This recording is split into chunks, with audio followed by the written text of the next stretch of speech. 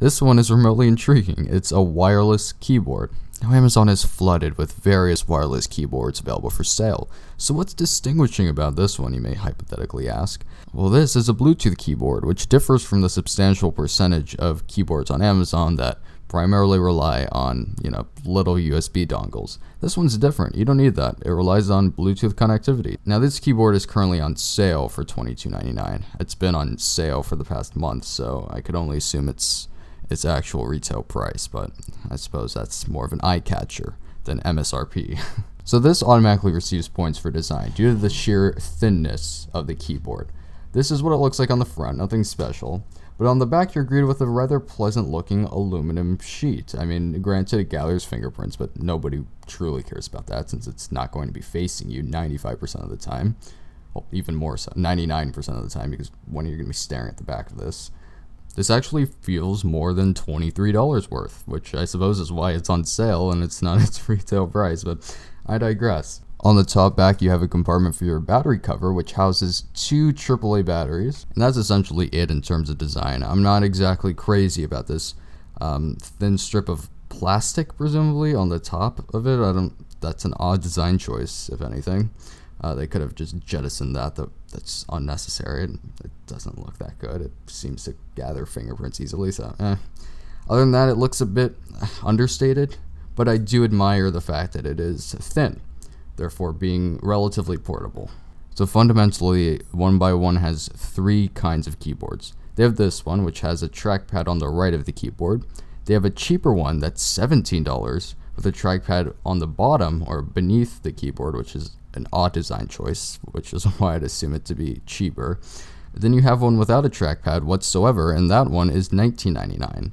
So you're essentially tacking on $3 to the price to add a trackpad. So is it worth it to spend the extra $3 for a trackpad? Now, while I wouldn't label the trackpad abominable, there's quite a significant amount of input lag, which prevents me from labeling it anything north of good. I'd say there's an input lag of about 200 milliseconds, which is far from ideal. So I'd refrain from using it if I had any other method of trackpads or mouse communication. It is not good. So I'd suggest just sparing the $3 and just buying the one without the trackpad if you have a mouse of some sort. Now, the keypad layout is fairly standard. No issues here with the layout, but the keys are rather shallow, so it's not a pleasure to type on, admittedly. Here's me just typing garbled nonsense. Maybe you could get a feel for what it sounds like. The typing experience is rather average. So the build quality is good. The design, I'd say, is great, and the typing experience, merely average.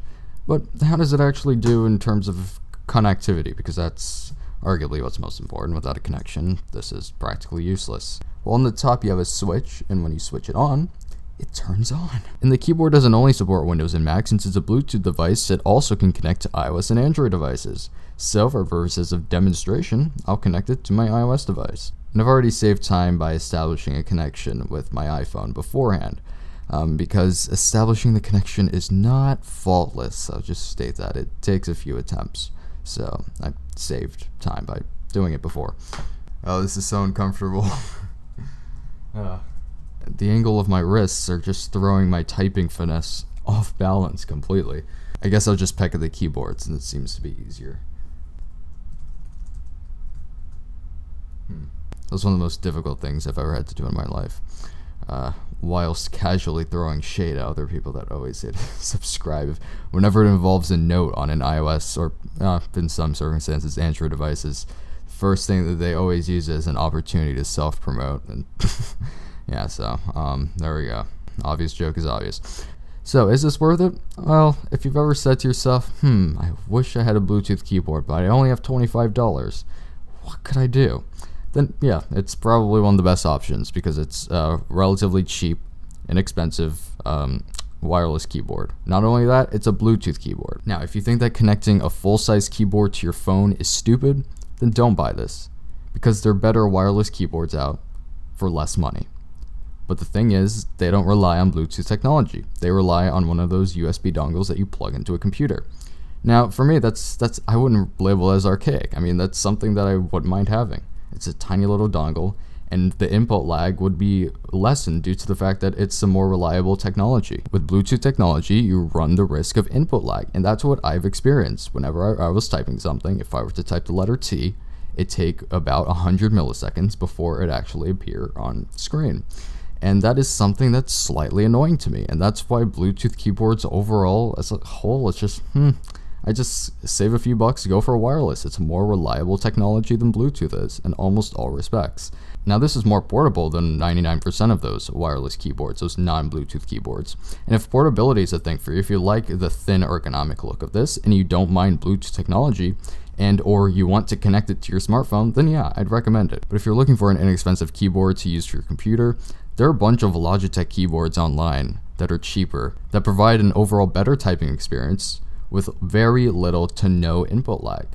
And that's unfortunately how it stands. So that's my conclusion. If you have any questions, leave them down in the comments. I know this is rather long in terms of video length, but I just wanted to give you at least somewhat substandard look at the keyboard. Thank you once again for watching. You've just been 1byone, and that's about it. Goodbye.